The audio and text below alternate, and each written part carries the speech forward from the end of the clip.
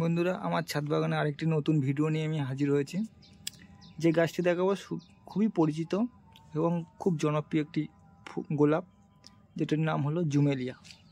এই জুমেলিয়া আমি নার্সারি থেকে এনেছি, 4 মাস হয়েছে। এর মধ্যে অনেকগুলো ফুল দিয়েছে। তো এখন আমার কাছে এখনও 4টে ফুল আছে, একটা কুঁড়ি আছে। তো এটি একটি ডাস রোজ।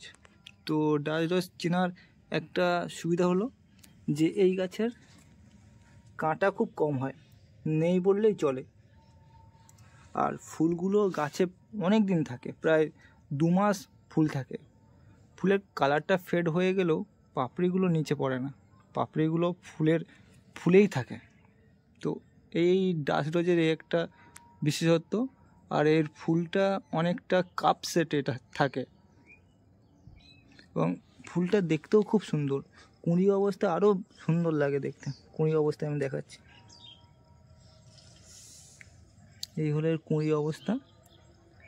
আর পুরো ফুটে গেলে ফুলটা এরকম লাগে দেখতে, হালকা পিঙ্ক থাকে।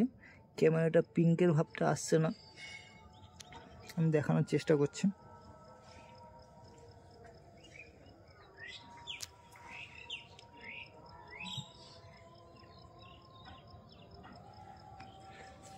আর এর পাতাগুলো প্রচণ্ড পরিমাণ লম্বা পাতা হয়, প্রচণ্ড পরিমাণ লম্বা।